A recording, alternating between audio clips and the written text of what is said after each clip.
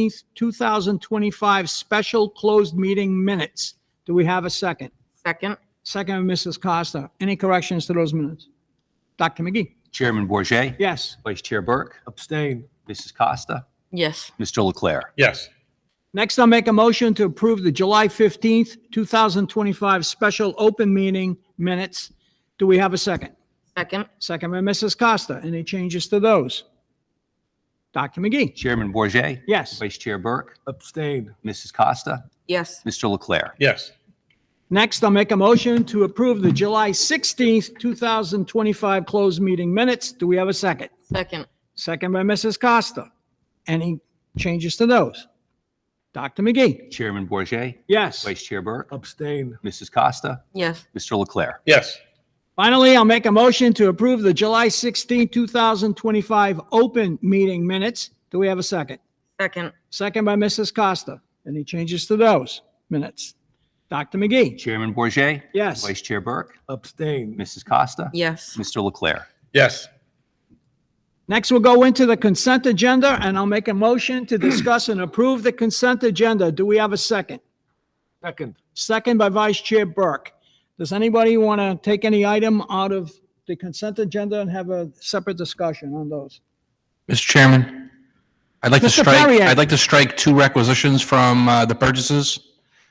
Requisition 260543, New England Base Camp, and requisition 260557, Enome Inc. Okay, why are we taking these out? We're not ready to move forward with these purchases at this time. They'll be brought back to school committee at a later date. Okay. Anything else? Dr. McGee? Chairman Bourget, Yes. Vice Chair Burke, Yes. Mrs. Costa, Yes. Mr. Leclerc. Yes. Dr. McGee, I'll ask for your report. Thank you, Mr. Chairman. I'll start with personnel matters. So we have been very busy interviewing for vacant positions. As you see here, we have filled quite a few positions across the district, as they always do at this time of year. Our principals and their staff and our directors are very busy interviewing and trying to fill as many positions as we can. I don't have a number for the committee in terms of the number of positions that we have vacant. I'm going to wait until the next school committee meeting because, I mean, that number is, it's not tremendously high. There are some positions that are focused on certain schools, but I'm going to wait until the second meeting in August to give you an up-to-date, or I should say, a list of starting the school year, what we have vacant and what we've filled. So I'll be presenting those numbers to you at that second meeting, the next meeting in August. Be happy to answer any questions regarding personnel. Are we waiting until we have a firmer fix on the titles 2, 3, and 4 from the feds before we make final changes or budget? Mr. Perrier, maybe you can address that? Yes, Title II, Title III, and Title IV, particularly the CCF portion of our after-school supports. We're still waiting on that. It appears that money is heading this way. I believe there's just some final negotiations happening between Department of Ed and the federal government about how the money's going to get here and maybe any stipulations that may be added to it. We're still waiting to see what happens with that. But as far as Title I goes and IDEA, those are both solid. Both of those grants have been approved, and we're ready to move forward with those at this moment. That's good news. That's good. Anyone else? Mr. Chairman, Vice Chair Burke? thank you. There are 12 individuals in the separations, separated for us. Will we now look to fill those positions? Yes, we will. We will look to We have fill those not yet, positions. but those we will be Right, looking. we have not yet. Some we just received a few Yep. days ago. But yes, they will. Great. Thank you. Anyone else? Dr. McGee? So my second agenda item, our early childhood paraprofessional update. So as the committee is is aware, and Mr. Perrier has done a great job of explaining the situation that not just the Woonsocket Education Department has found itself in, but school districts across the country with respect to federal funds, not to mention local funds. But I'm going to focus for the time here on federal funds. So first, I just wanted the committee to know that Woonsocket is one of very few districts that provides early childhood paraprofessionals. There are not many districts out there that do that. I can get you the exact number, but I can tell you there aren't a lot. That's number one. Number two, those positions are funded both out of Title I and locally. And again, as you're aware, our Title I funds were just released recently. And you also are aware that my job and Mr. Perrier's job is to present a balanced budget, a budget that is in the black and not in the red.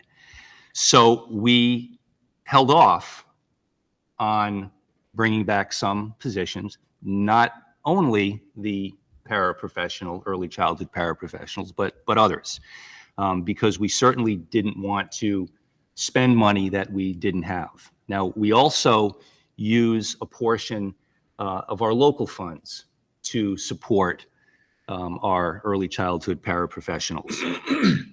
So what we are doing is, now that we have received or will be receiving, we have confirmation from the Department of Ed and the feds that our Title I funds will be released. We are going to bring back our early childhood paraprofessionals. So 8 of those, so there are a total of 16. We had 16 last year. 8 of those are going to be paid through Title I, as they have in the past, and 8 will be paid through our local budget. So it was always our hope, it was always my hope, that we would bring our early childhood paras back, because I do understand that they're important for our kindergarten and grade 1 teachers, by the way. So it is important to us. Unfortunately, the feds have really held us hostage with respect to releasing funds, but we do have the ability to bring those positions back for the start of the school year. So I think tomorrow, Ms. Kitchen is going to be reaching out to the early childhood paras to let them know. So we're going to start that tomorrow. So I'm happy. Obviously, we're all happy. I don't think there's anyone here that didn't want to have our early childhood paras. And I'm happy to say that that we will. The other federal funds, Titles II, III, and IV, although the Department of Ed has told us that they will comply with the federal government's their stipulations for districts to receive these funds, although they don't agree with the stipulations. That's between the Department of Education and the federal government. As you're aware, the Rhode Island is one of 24 states that are suing the feds because of stipulations that have been put on the receipt of these federal funds. So we've been told that we will get them, but again, it wouldn't be prudent for us right now to bring back some other positions, because, to be honest with you, I'm charged as a superintendent to run a balanced budget, and I'm not going to make decisions before it is appropriate to make those decisions. And I'm not going to make those decisions until I know for sure. It's very inconvenient. I get it. but I'm certainly not going to spend money that we don't have. However, it does look encouraging in that there are other positions that we are looking to bring back once we have a little bit more of an assurance when those funds will be released, because they haven't been released yet. RIDE has said that they will be, but they haven't been released yet. So, so that's the information that I have with respect to the early childhood paraprofessionals. Any questions you may have, I would be happy to answer. Mr. Perrier would be happy to answer as well. I guess we'll just wait and see once the titles come in and what we can do with that money. I actually wanted to provide an updated budget to you at this meeting, but it's just because of all the uncertainties, I think it's just going to be a wasted exercise at this moment in time. I'm hopeful in September we're going to be able to get back here and have a finance subcommittee meeting, talk about the impacts of what's happening at the federal level, and then make some modifications to our general fund budget. We're probably looking at the end of September right now. I think that's going to be the time frame that we're going to shoot for.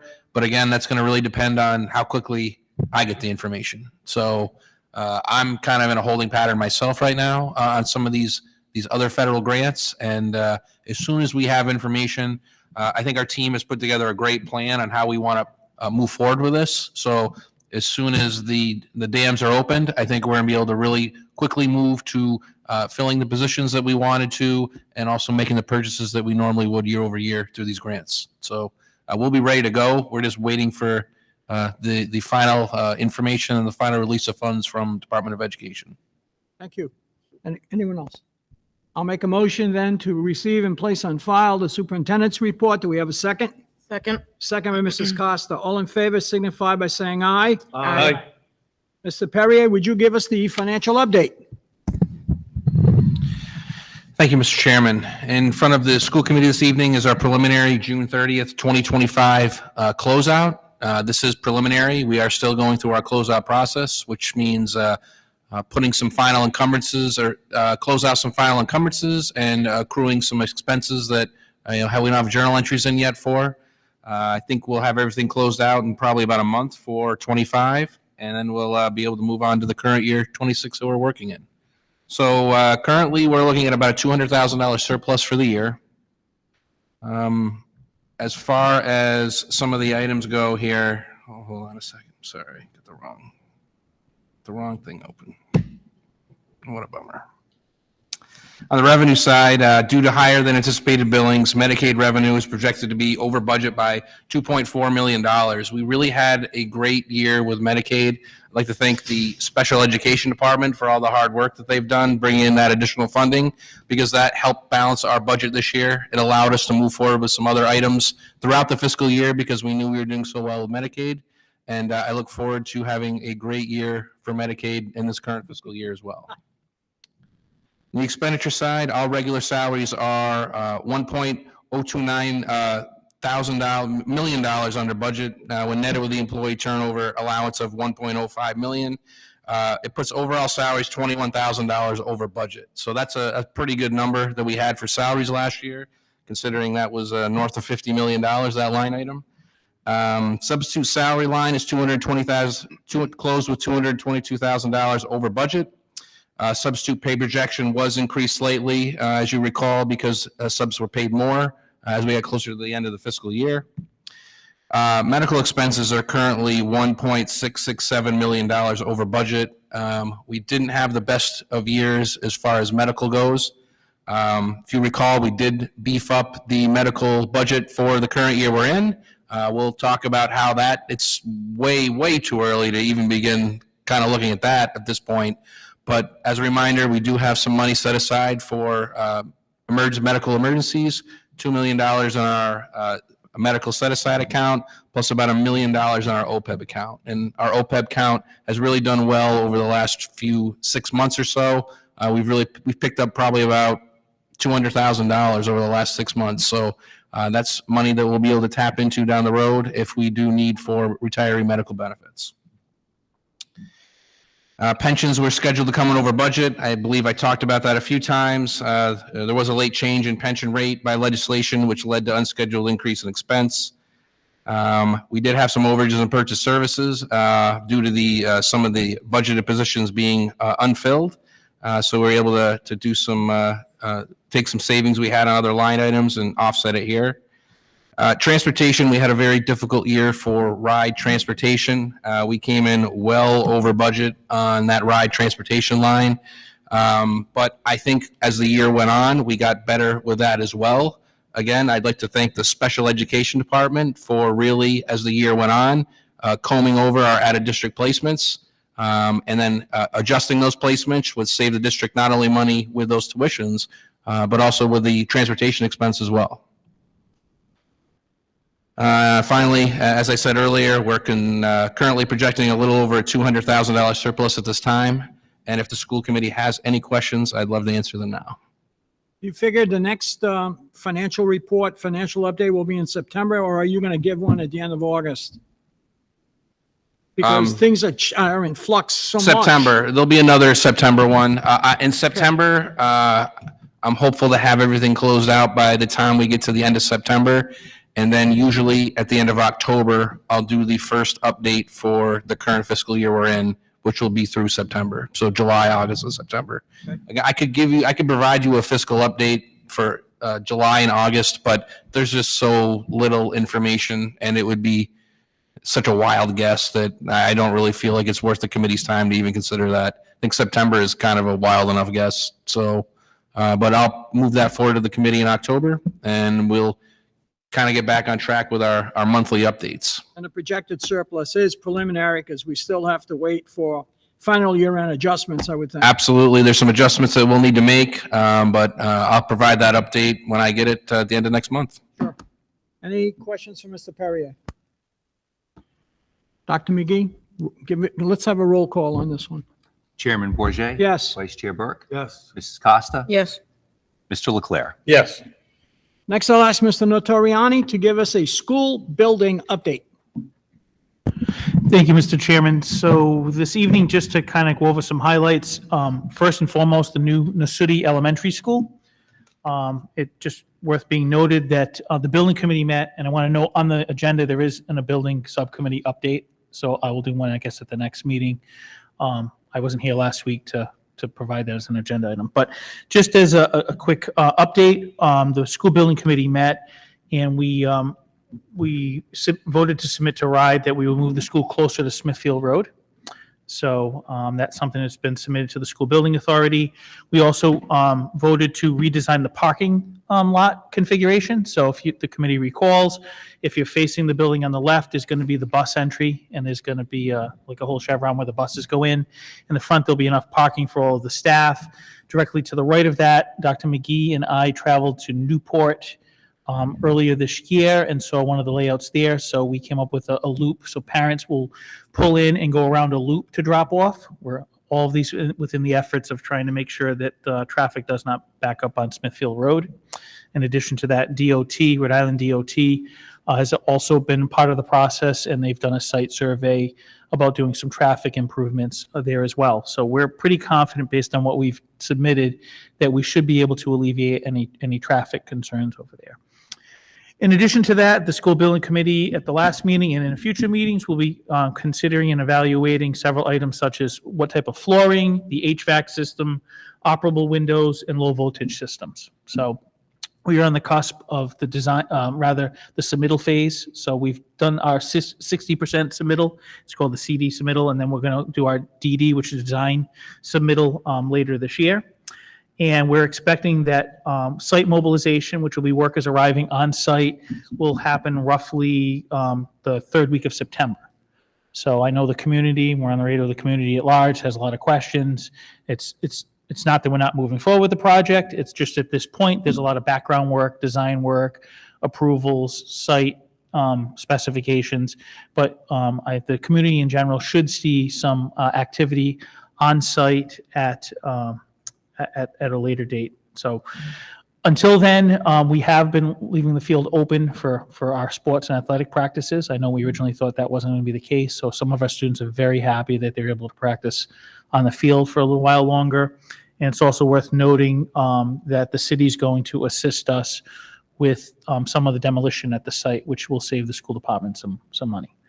And again, the project timelines, they will start in late September with the goal of completing and opening the new elementary school in September 2027. If there's any questions on that portion, otherwise I will move on to a general building update. Any questions, comments? Mr. Toriani, go ahead. So the following information has more or less been garnered by our WED Facilities Department review. So I had the Facilities Department provide some input for the next part of the update.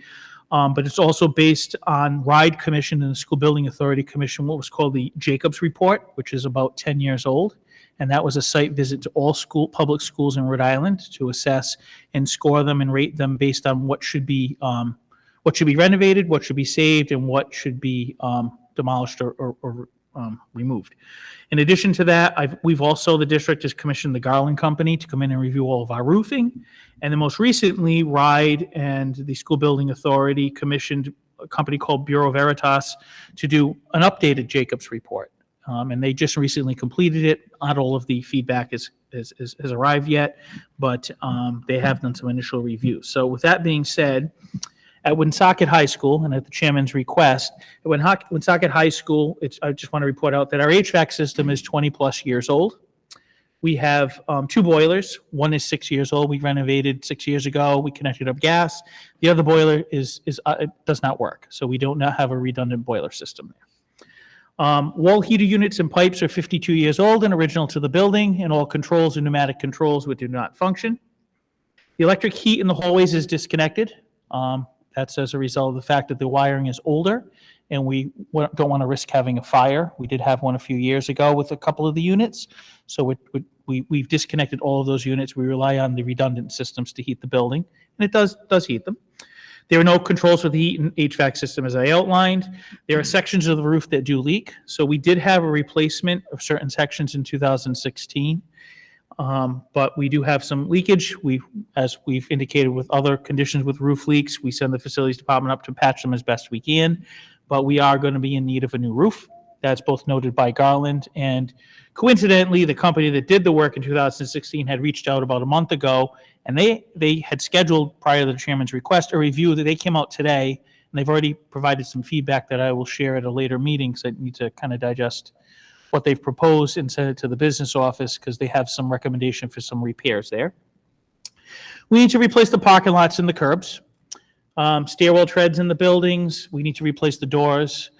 The windows need to be replaced. And then on the tech side, we need to replace the telephone and communication systems, which we have gotten a grant for to do, but I'm noting things that are deficient as of today. At the Korean Technical Center, currently, there are no boilers. So we have 2 boilers. They've been shut off and disconnected. We don't have the money to have them removed because they're on the roof, but they were condemned. So we rely on the existing HVAC system, and we routed it in such a way that it does heat the building and chill the building, but it is 20 years old. And it's worth noting the Career Tech Center was not our original building. We assumed control and responsibility for it from the state approximately 10, 11 years ago, prior to my arrival in the district. And we were given a certain amount of money on that, if you may recall, went to replacing the ceilings and doing electrical upgrades. There were no controls for the HVAC system at the Career Tech Center. Roof sections are leaking. Sections were replaced in 2016 when we did the high school.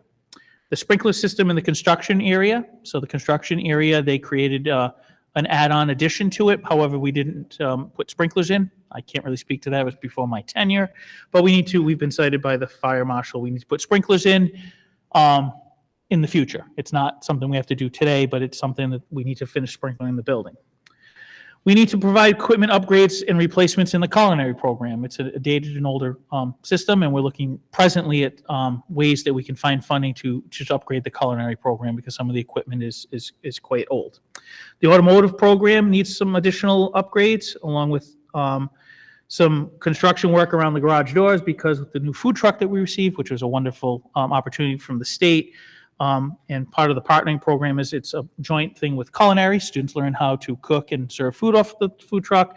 And then automotive was supposed to learn how to maintain the food truck, but the garage doors do not allow, the bays are not large enough to allow the food truck in, so they have to do the work outside. The parking lot and curbs need to be replaced at the Career Tech Center. We did talk with the mayor, and the mayor was willing to look at ways that DPW could assist us there.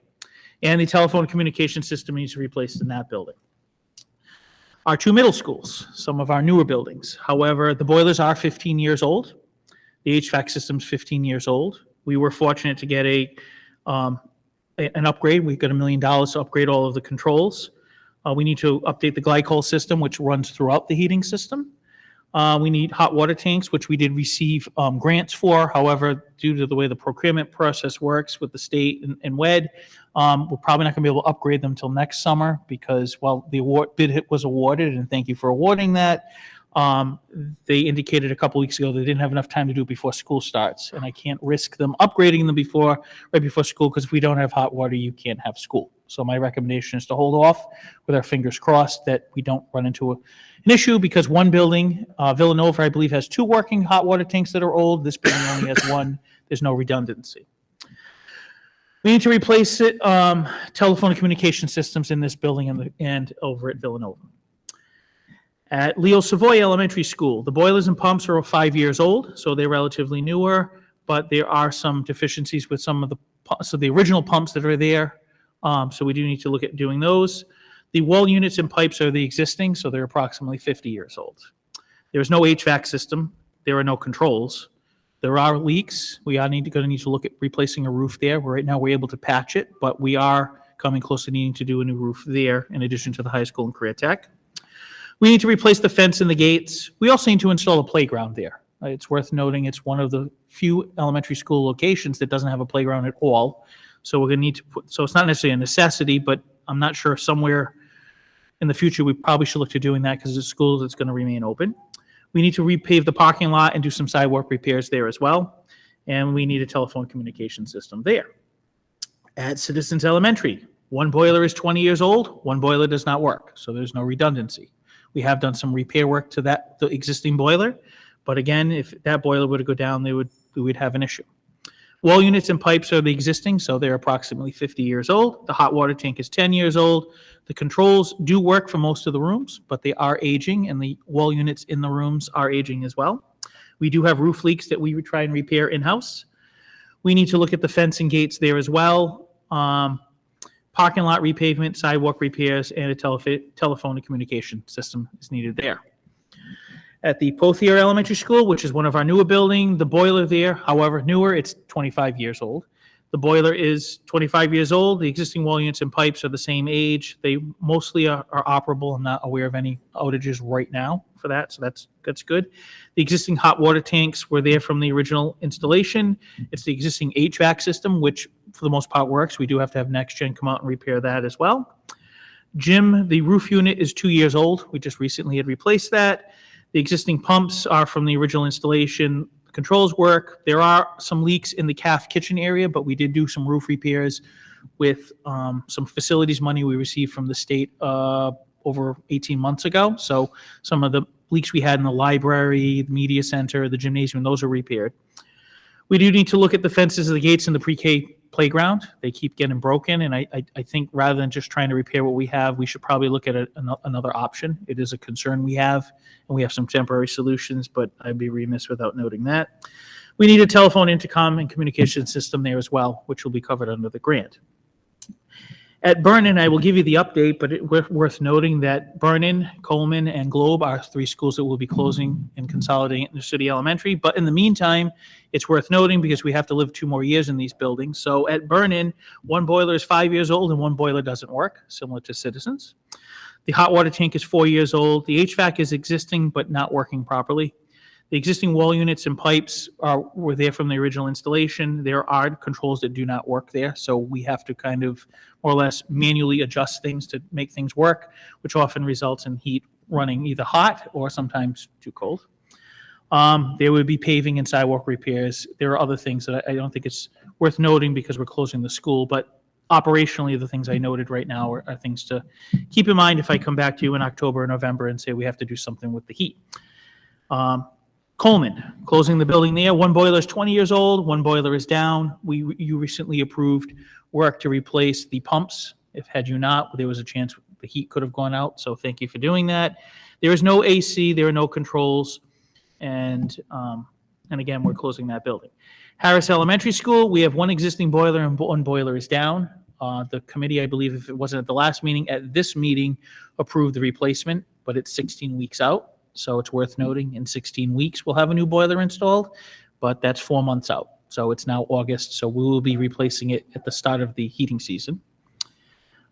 Existing hot water tank, existing HVAC, quote for new HVAC for the CAF units because it's down. I believe that was submitted. If not, it will be submitted. Existing wall units and pipes, the glycol system there needs to be maintained. There are existing pumps. There are roof leaks in the gym, which we're hoping to patch ourselves. We should look at the gates and fences there as well as when we're looking at Pothier. There are significant drainage issues, which we were given money in our capital plan from the state, but in order to access that, we need to match the percentage reimbursement, which is a struggle for us. But there are drainage issues we're trying to temporarily mitigate by pouring some concrete and trying to divert the water from the drainage in the rear of the building. They need telephone and communication systems upgrades there, which should be covered by the grant.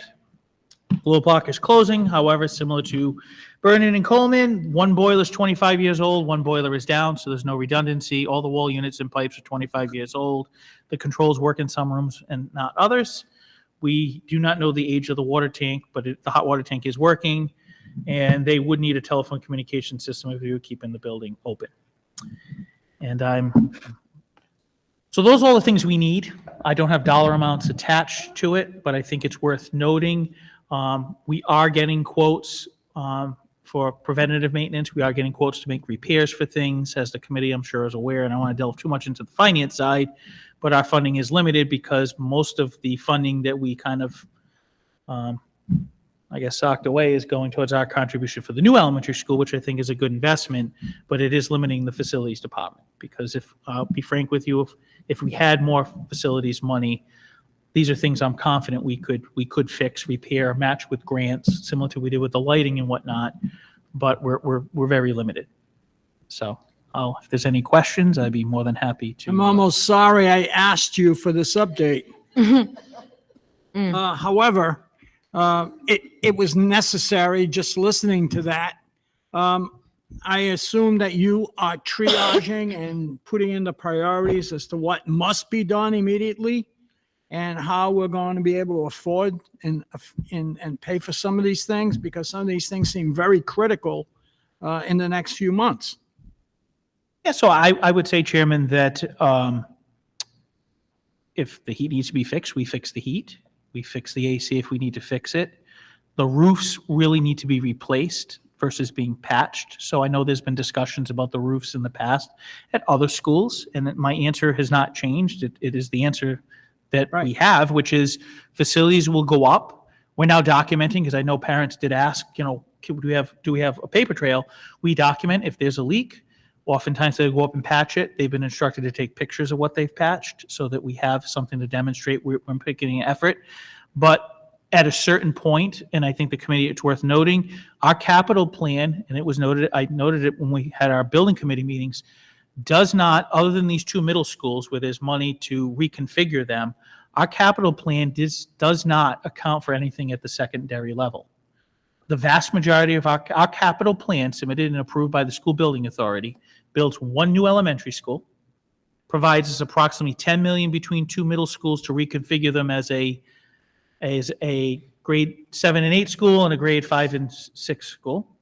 And it provides money to address the drainage at Harris. And the caveat to the middle school projects I outlined and the Harris Elementary School project I've outlined is they're providing their funding for their piece, but we need to match it. I think it's like 7% or 8%, whatever the percentage matches, we need to come up with that money. So, for example, at Harris, we know the drainage needs to be issued. I did talk with the facilities department, and I think it's worth noting our facilities department works very hard. Their hard work is appreciated. They just took a staffing cut, and they also have a few vacancies, and they're still working very hard to get our buildings open. But our facility staff think they found a way that they're going to pour concrete and actually channel it towards one of the drains until we can figure out how to access that money at the state level to truly fix the drainage through an architectural and engineering firm. HVAC, we run around when we turn the heat on sometime in October. The later, the better for Mr. Perrier in terms of the heating cost, but we turn it in at the beginning of October. And then we spend probably a good month running around triaging room by room. Oftentimes, it's too hot. This middle school and that middle school, even the newer buildings, the HVACs, they do in preventive maintenance right now, there are some issues. We know this, we experience it from our meetings here, but there are issues with the air conditioning and the heating. We've been working closely with CCF for the last few days because their summer camp is exceptionally hot. So we're doing the best we can. It'd be nice if we had more funding, but clearly funding is at a premium here right now. Anyone else? Thank you. Thank you very much for that update. I mean, I'm sure you'll have a list, or you have a list of what you're planning to do with the funds that you have. And that'll be interesting as we go along as to what we do with it. It's just worth noting, these are deficiencies we need to address. Right. We've invested over the last few years. I'm not gonna have an exact number, and we could give it to them.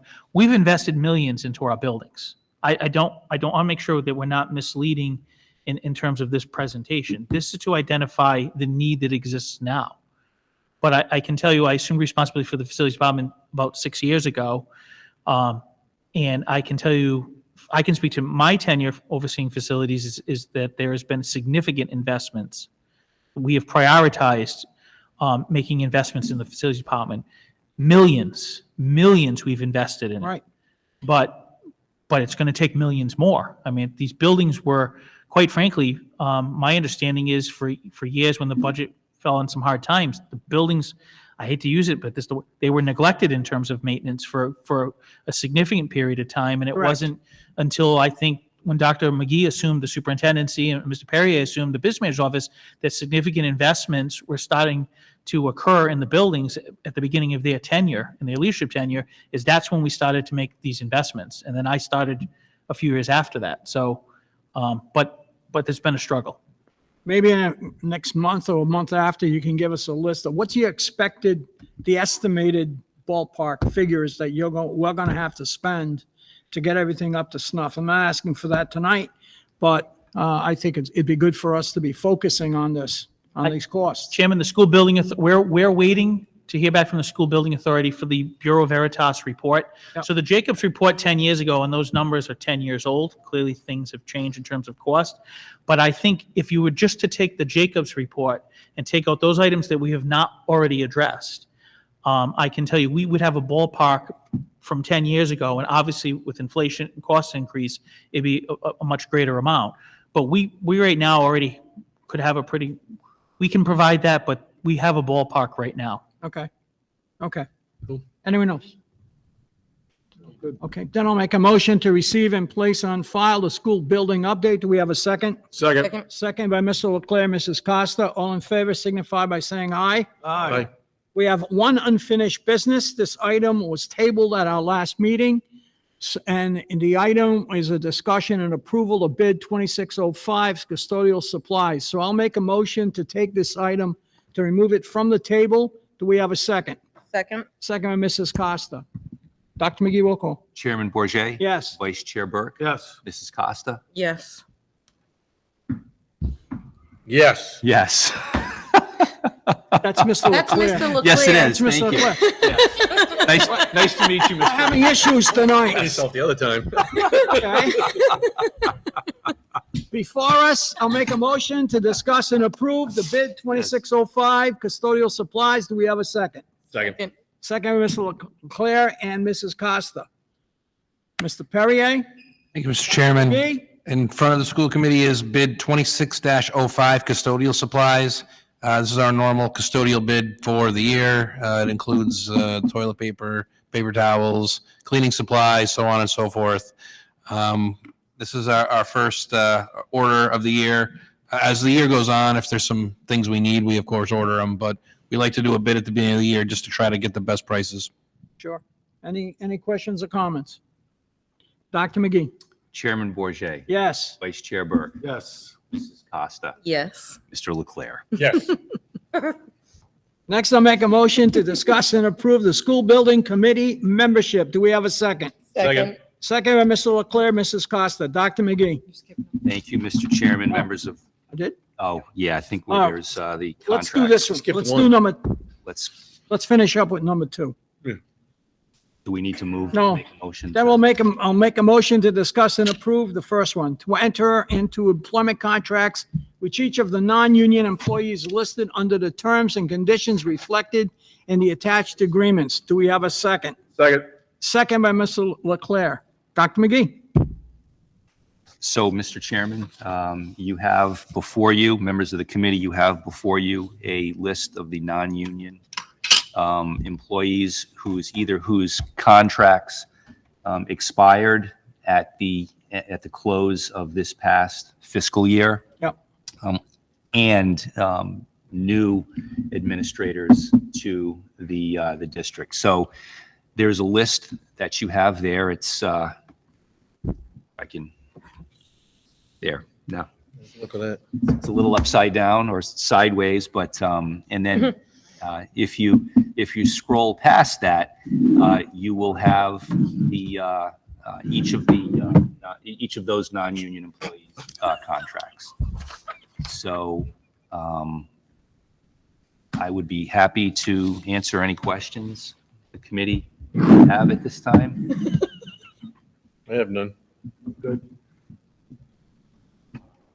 Are there any other folks that we're going to be renewing as we go along? So we These are the ones that ended yes, this year? Okay. so- correct. Yes. okay. So I couldn't tell you off the top of my head. Sure.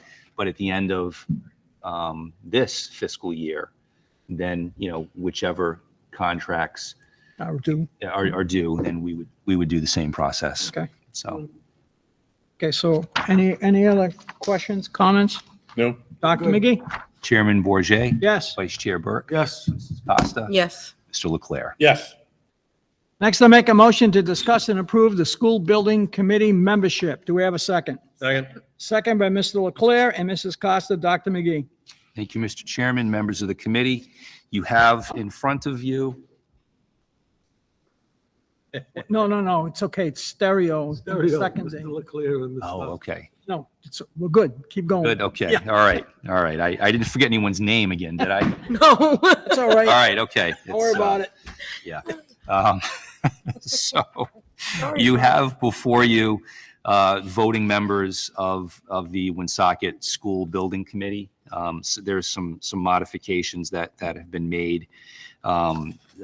Specifically, we have, Would you just go over the list? Just sure, Why yeah, don't we just list them? sure. So we have Mr. Notariani, who's our Chief Operating Officer. The Chairman Bourget, who's member of the Woonsocket Education Department Facility Committee and Chairman of the Woonsocket School Committee, myself, Mayor Beauchamp.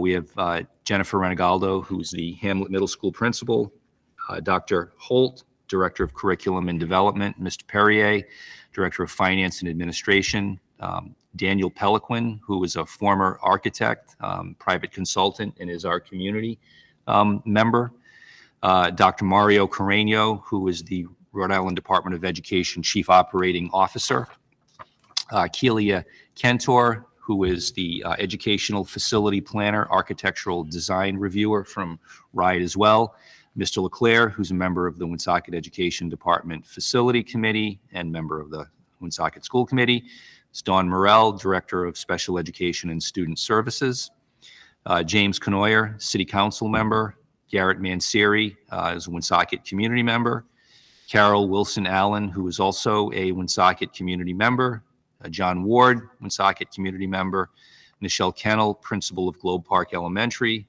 Karen Cahill, principal of Kevin K. Coleman Elementary, and Rob DeRozier, principal of Vernon Heights Elementary. So that is the The list of the committee. list of the committee, Okay. yes. Any questions, comments? Vice Chair Burke? Yeah, Mr. Chairman, just my question is, there's no attorney on this building committee. Is that something would be necessary? It was not required It's not required. by Okay. RIDE. It was not. All right. Some of the positions that are listed on the committee were required. Okay. city councilors, the mayor, at-large people, people of the administration, school committee, et cetera. But that was not required All right. at this point.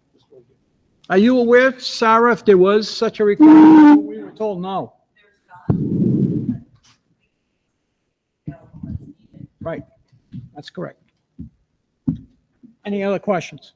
No. Dr. McGee? Chairman Bourget, Yes. Vice Chair Burke, Yes. Mrs. Costa, Yes. Mr. Leclerc. Yes.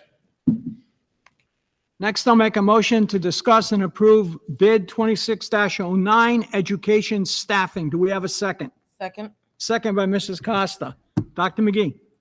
I'm going to defer to I'll take Mr. that one, Mr. Perrier. Chairman.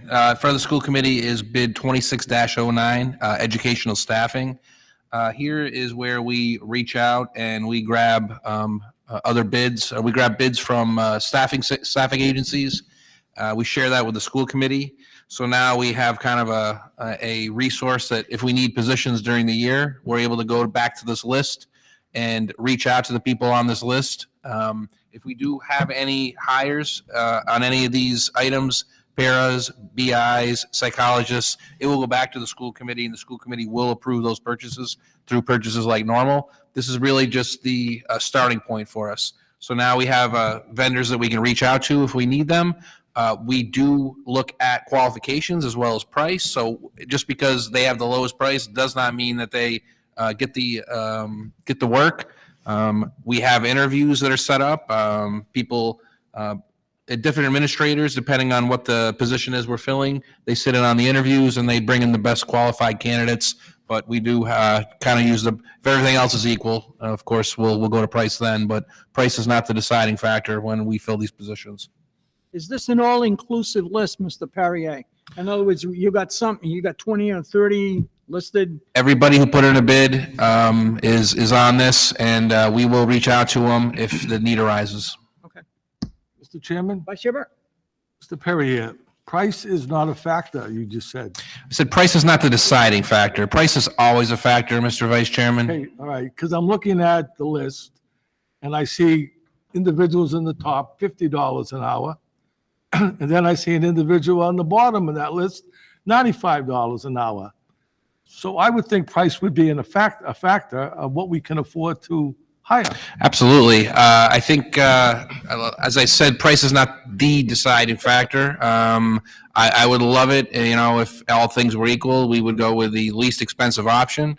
But oftentimes in these situations, the cheapest option does not really provide the service that we need. And it actually really causes more problems that maybe a few more dollars invested would have prevented.